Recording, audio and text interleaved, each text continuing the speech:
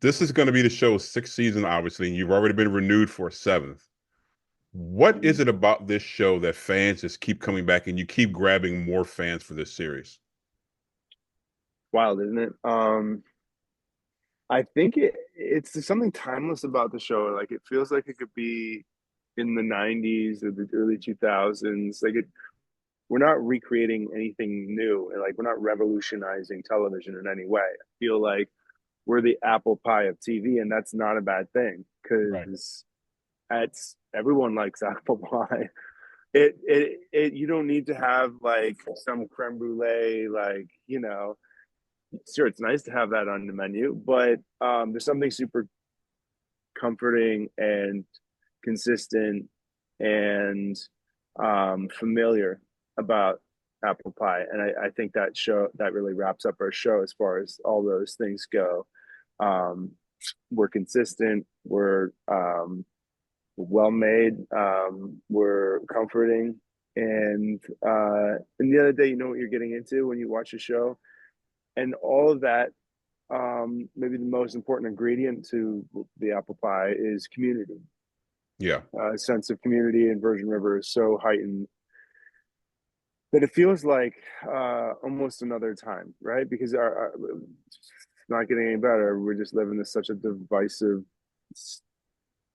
world where Yeah. we just, even though if we live next door to our neighbors, we don't really know them and we don't care to know them, and I feel like that is a shame because I feel like used to be your neighborhood was your home, or your little town was your home, and Yeah. people know each other and they say hi Yeah. to each other, and unfortunately society's lost that. The reason why our show got so successful is in the second season the pandemic hit, and all of a sudden no one could be with anyone, right? Right. You couldn't gather, you couldn't, do all these wonderful things, and Virgin River was a bit of escapism television in that sense because you could do all those, you saw you're reminded of how great it was to be able to do those things, and in a way it kind of gave you a little bit of hope, knowing that if we get found our way out of it all, that we can get back to doing that. And it's not happening all over America, but I wouldn't be surprised if there are little pockets around America where Virgin River exists. Season five was a really heavy, and I don't want to say super dark, but it was kind of a dark season for Virgin River. Yeah, In an yeah, interview Virgin with River. Hollywood Reporter, the showrunner Patrick Sean Smith said for season six, his intentions were to have it feel lighter, but that doesn't mean it's not going to be complicated with signature Virgin River twists and turns. Would you agree with that? Yes, 100%. He just spoiled it for you. No, no, no. It's true. It's 100%. You get a lot more Mel and Jack this season, which is great because they're getting married, which everyone know that's not a spoiler. They're getting married this Yeah. season, um, and so immediately, like uh, there's some hope and love and joy and everything that is involved with a marriage. But there's also like when someone gets married, everyone around them reevaluates their own relationships, Exactly. regardless if you've been married for 25 years or if you're just starting out in a relationship or if you're, looking to take the next step in a relationship. It kind of brings the idea uh, of marriage to the forefront, and that idea of commitment, lifelong commitment, true lifelong partner, true love, what all those things mean. And I think that's really, really interesting because it just definitely affects each and every character in this season to a lot.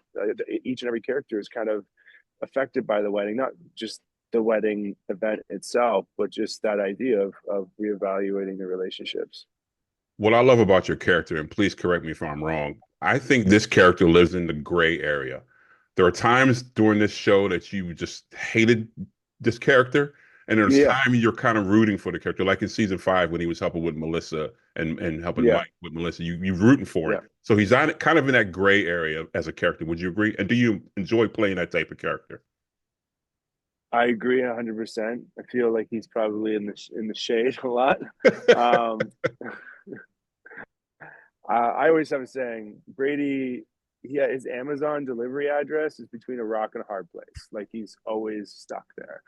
And so some of it is his own doing, and some of it is just situational. You just can't come to break this guy. And I think that really, the audience really resonates with that. Um, because we all feel hard done by it. Sometimes we've all felt like, you're like, really? Are you serious? Again, me? Why me? You know, we've all had those moments, those times in our lives when things just haven't gone our own way. So we really do root for the people that we see going through some of that stuff. And I really like taking Brady because I think what we started was a black and white version of Brady. This kind of like he's a sketchy, drifter who has really out of funk moral compass and just is kind of surviving. And that's true. That's where he was in his life after the war. I mean, the war for him was where he felt like he belonged. There was Yeah. a strict command order. He had a pack leader. They were a pack. He felt like he was part of family.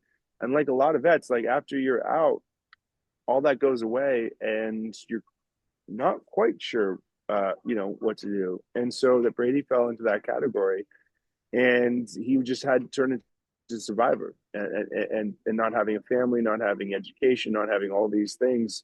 Um, he did what he did to have to survive. So he was very much like that guy. Although I know behind any person, I've done this long enough and have been fortunate enough to know um, people from all different walks of life, that no one is black and white. No one is Right. a paint by number. Even the most cookie cut out people. That's just a mask they're wearing. They say, "Hey, this is who I am." Underneath that mask is a person, living, breathing person with emotions and a backstory that affects everything they do.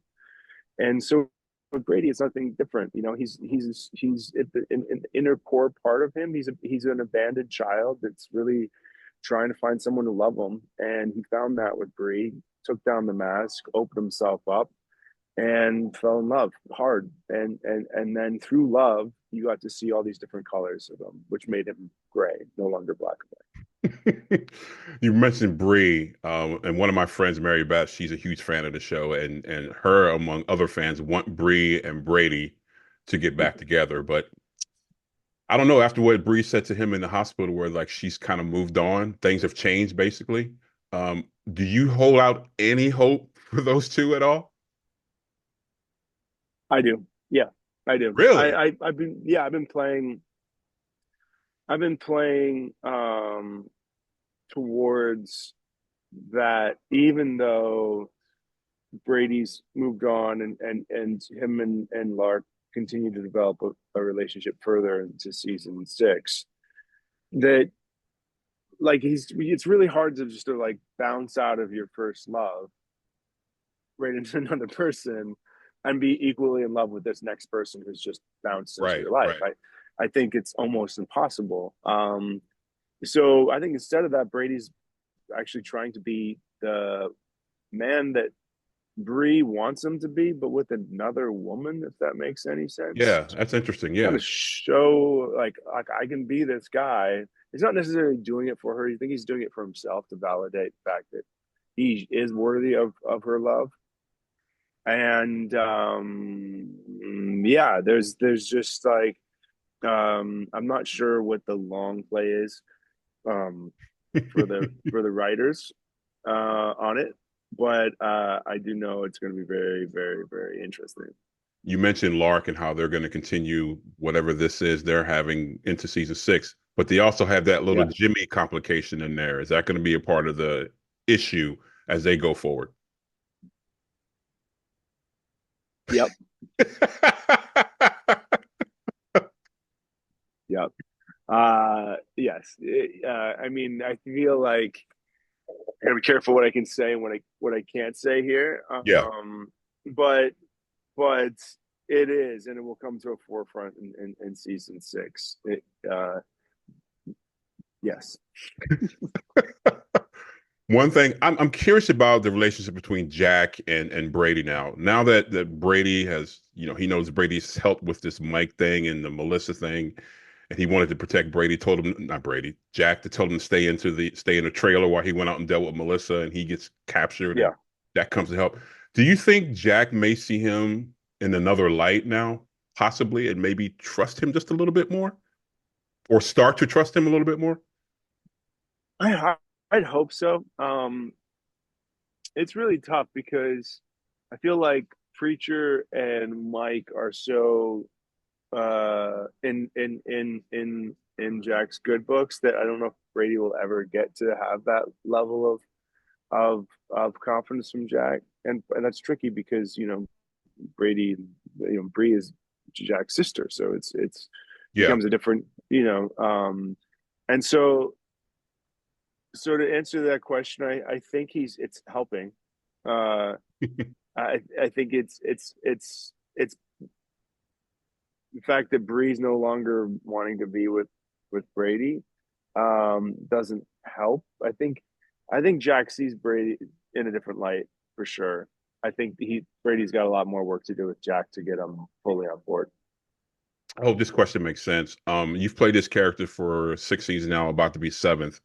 How protective of this character have you become?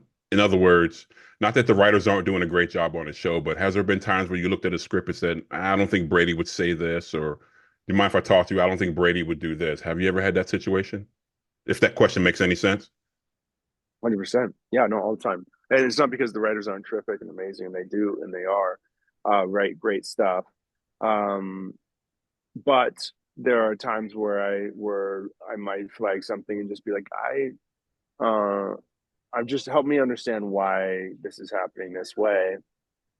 And I definitely don't get final say, but I do have the conversation about it with them, and it doesn't happen often, but it's usually just small things like the way Brady would say things or the way Brady might approach a situation.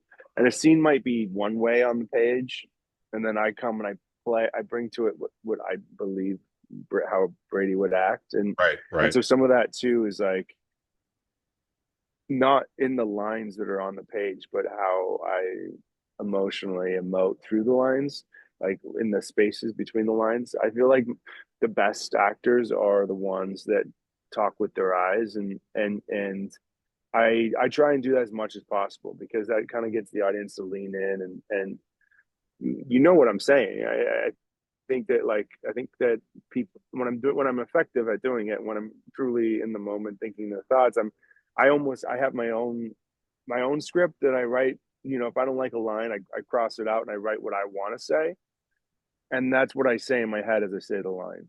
Interesting. And then and then like and if there's a gap there and I feel like, hey, he would want to say this, I write it out next to the thing, and in my mind I go to say it, but then you see that little flitch of like it's not in the script. There's nothing there, but just him going like Right. is a story and it's of itself, right? So you do get to have authorship over your work when you're working, and some of it you can influence or have an idea. There's some ideas that I have that kind of further scenes or better them. But a lot of the time it's just a give and take. With a show like this that's been on the air for so long, because in this day and age, 6, 7 seasons is a long time for a series because a lot of series don't even make it close to that. There's talk about a prequel series. I think there was talk about a sequel or a spinoff. Have you heard anything about that? You're aware of any of those rumors? Yeah, yeah. The parts of season 6 will include a couple new characters that are Mel's parents. So we kind of flash back a little bit, and this is the idea of the spinoff is following Mel's parents and how they fell in love, and how they were actually involved with Virgin River before Mel was. Um, so that's really really cool, and yes, like I a badge of absolute honor. Um, you know, we're just about like 500 feet from the Netflix building, and just on Sunset here, and in LA, and it's an absolute badge of honor to say that our show, once we do season 7, which we've been picked up for, will be the longest running Netflix series in Yep. history. That was So, actually my next question. um, Yeah. Yeah. yeah, yeah, it's that still hasn't quite sunk in yet, because it's not also that it's just a stream, like one of the best, but it's the absolute, no doubt, biggest streaming company in the world. So, and then somehow we end up on their top three scripted original series list every year, most viewed. So, I still don't quite grasp that.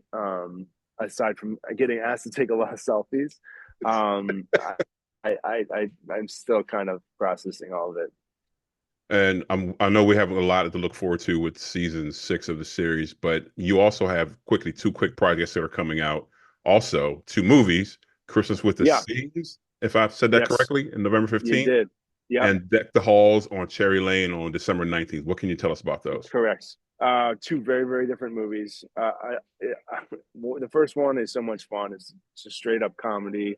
It's like Meet the Parents, but instead of Robert De Niro, you've got like a Indian dad who's like very upset about my character not asking permission to ask his Oh, daughter for his hand in marriage, and so he comes home to her house for Christmas for the first time to meet the parents, and he's not a big fan of me. So I don't do what Ben Stiller did. I actually take a lot of what Jim Carrey did in with this world.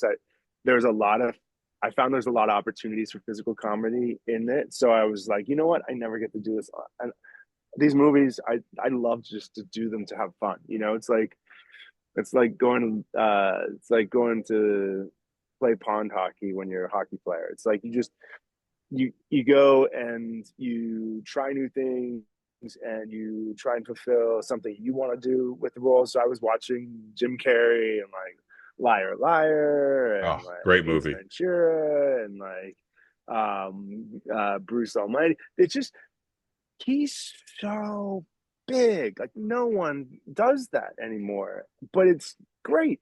It's amazing. And part of the reason why people don't do that anymore is because that style of movie somehow just lost Jim Carrey's doing them. Like it's not. I honestly think if you were to have an Ace Ventura right now, it would be a box office success. But for whatever reason, we don't make these movies anymore because Yeah. they're too big of a swing. They're too much of a gamble, Yeah. and the actors are afraid of looking like goofs, which is the worst thing for an actor to think. I mean, I gave up on that a long time ago. I know I'm a goof, and like I left it out on the table on this one, improving a lot, and doing a lot of physical comedy. There's even a dance that I improv. God help me. So viewers beware. Come with a disclaimer that there will be some Ben Hollingsworth dancing in this movie. And then Christmas on Cherry Lane, Deck the Halls on Cherry Lane. It is so different. I play a 1960s computer scientist Interesting. of all things, clean shaven, comb over, bifocals, the whole thing. Um, and that old timey speak because it's set in the 60s.